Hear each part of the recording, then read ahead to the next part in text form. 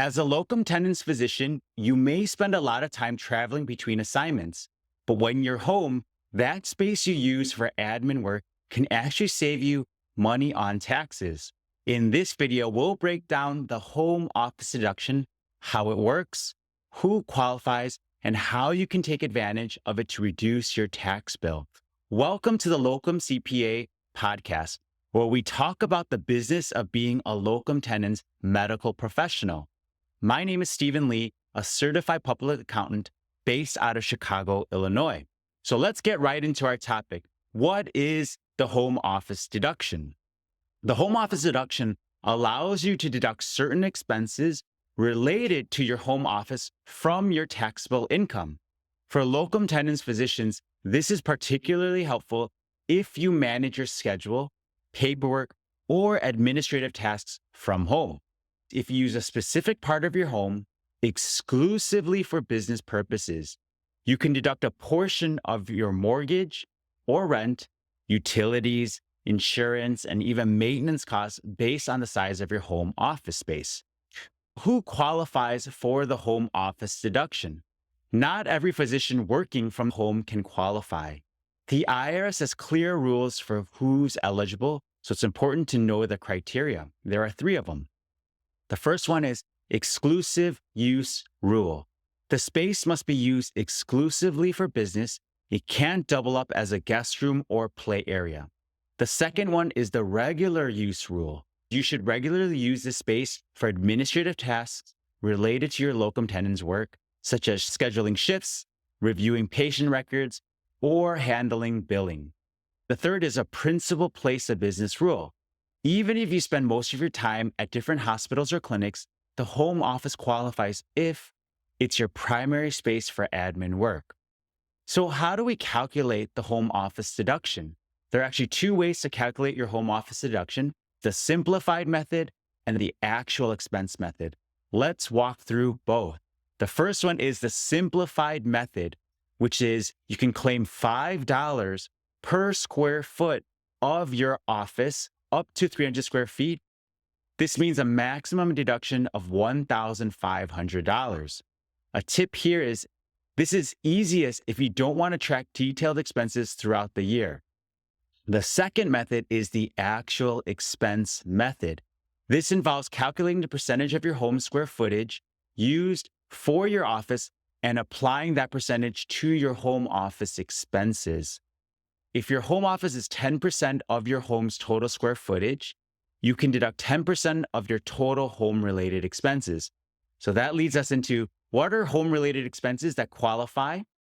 So here's a list of common expenses you can use if you opt for the actual expense method.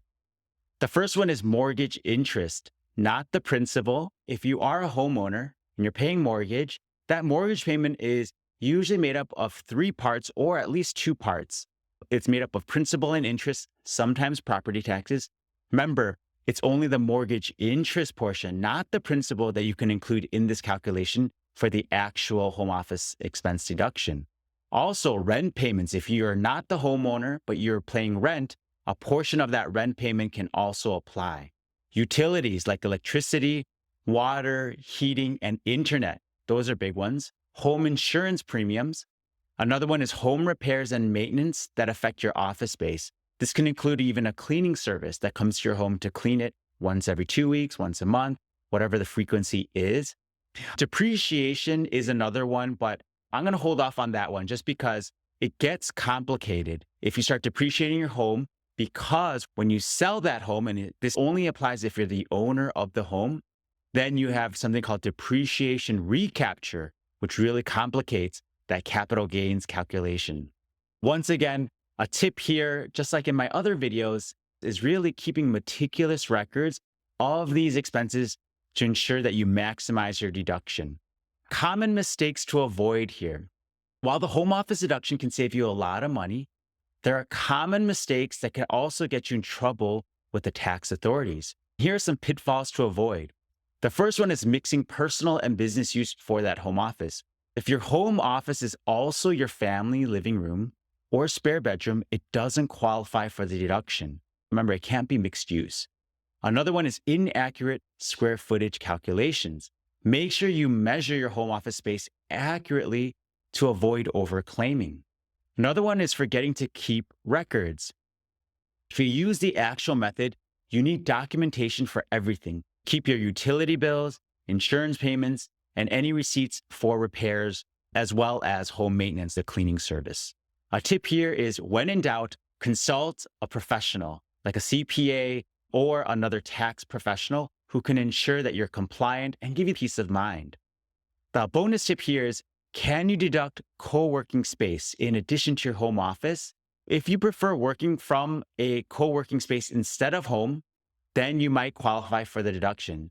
The rent you pay for a co-working space can often be deducted as a business expense. Once again, it's hard to deduct both a co-working space as well as a home office because remember, it's got to be primary use, right?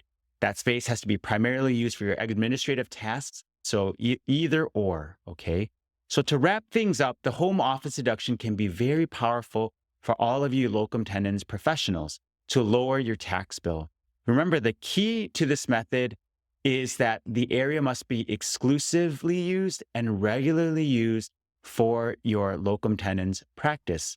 So remember to track your expenses carefully and decide which method you're going to use, the simplified or the actual, whatever works best for you and your record keeping.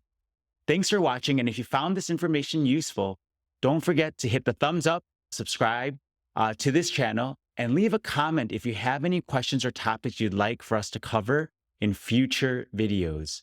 I wish you all a wonderful day and see you next time. Bye.